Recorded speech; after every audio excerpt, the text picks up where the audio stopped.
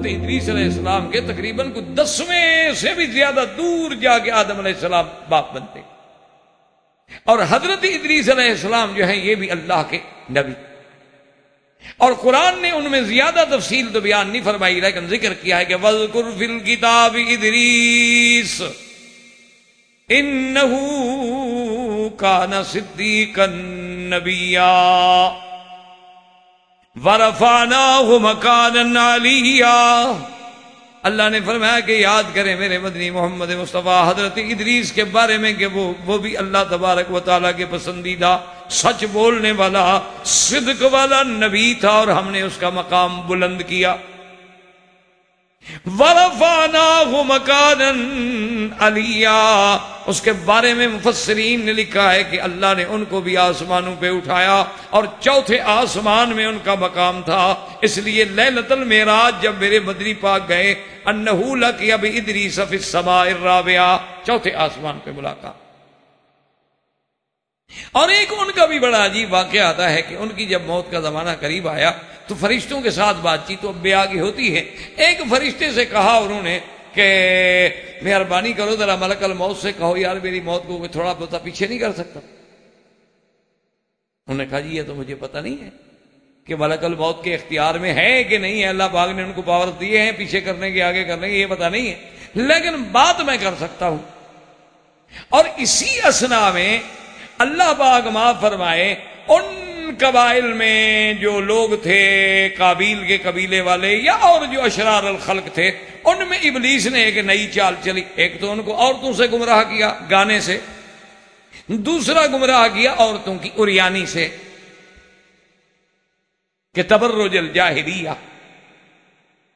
کہ وہ نیم عریاں قسم کے لباس پہن کے اس عید میں آتی اور نیو ایئر مناتی، اور اس کے بعد وہ گناہوں میں اور اس فسق فجور میں شریک ہوتی۔ اور اس کے ساتھ ساتھ اس نے ان کے دماغوں میں یہ ڈالا ابلیس نے کہ یہ رجال الصالحین جو ہیں، یہ سب سے اول جو ہے عبادت الاصنام کہاں سے شروع ہو رہی ہے؟ اسی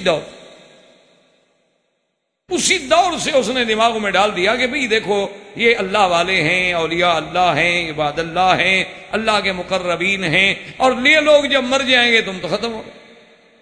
ایسا کرو کم از کم ان کے لیے کوئی نہ کوئی نشان تو بنا دو نا، یہ جہاں بیٹھتے ہیں یہاں چلو ایک پتھر لگا دو کہ بھئی اس جگہ فلاں بزرگ کا ڈیرا تھا، یہاں بیٹھ کے عبادت کرتے تھے، تم بھی جب یہاں سے گزرو گے یہاں بیٹھ جایا کرو، عبادت کر لیا کرو، اللہ کا نام لے لیا کرو، اللہ کا ذکر کر لیا کرو۔ تو اس نے یہ ابتدا بھی شروع کر دی تھی، اور یہ بھی وہی دور حضرت ادریس علیہ السلام کا۔ حضرت ادریس علیہ السلام نے فرشتے سے کہا، اس نے کہا کہ اچھا ایسا کرو کہ تم میرے ساتھ بیٹھ جاؤ میرے پرو میں تمہیں لے کے چلتا ہوں اوپر، اور جا کے ملک الموت سے بات کر۔ تو یہ فرشتہ ان کو لے کے جب چوتھے آسمان پہ آیا تو ملک الموت چوتھے آسمان پہ موجود تھے، اور اس فرشتے نے کہا ملک الموت سے کہ بھئی میں نے آپ سے ایک بات کہنی ہے، مجھے پتہ نہیں کہ اللہ کے احکام کیا ہیں۔ حضرت ادریس علیہ السلام صدیق ہے، نبی ہے، اور اللہ نے بڑا مقام عطا فرمایا ہے، اس کی موت کچھ آگے پیچھے ہو سکتی ہے؟ تو ملک الموت نے پوچھا اچھا پہلے یہ بتاؤ ادریس ہے کہاں؟ انہوں نے کہا ادریس علیہ السلام کو تو میں لے آیا ہوں۔ انہوں نے کہا فضحک ملک الموت، ملک الموت ہنس پڑے۔ تو فرشتے نے ہنستے کیوں؟ اس نے کہا کمال کی بات یہ کہ اللہ نے مجھے حکم دیا تھا کہ ادریس علیہ السلام کی روح قبض کرنی ہے چوتھے آسمان پہ، اور میں سوچ رہا تھا کہ وہ تو زمین پہ رہتے ہیں، چوتھے آسمان پہ کیسے آئے کہ میں روح قبض کروں گا؟ مجھے پتہ نہیں تھا کہ اسی لیے آئے ہیں، اچھا ذرا لٹاؤ میں روح قبض کروں۔ انہوں نے کہا یہ آگے پیچھے تو نہیں ہو سکتا، یہ تو وقت مقرر ہے۔ اور خدا کی شان دیکھو کہ اللہ نے یہی فیصلہ کیا تھا کہ فَرَفَعْنَاهُ مَكَانًا عَلِيًّا، اتنا بلند مقام پہ ہم لے گئے کہ ان کی پھر روح قبض جو ہے وہ بھی آسمان میں۔ اور بعض علماء یہ بھی کہتے ہیں کہ ادریس علیہ السلام بھی زندہ ہیں جیسے کہ عیسیٰ علیہ السلام زندہ۔ عیسیٰ علیہ السلام زندہ ہیں اور وہ قرب قیامت میں اتریں گے، انہ ینزل علی منارۃ شرقیہ بیضاء دمشق وانہ یکسر الصلیب ویقتل الدجال ویدع الجزیہ ویملأ الارض عدلا وقسطا۔ لیکن اصل صحیح روایت یہ ہے کہ ادریس زندہ نہیں، عیسیٰ علیہ السلام تو زندہ ہے لیکن ادریس علیہ السلام زندہ نہیں ہے۔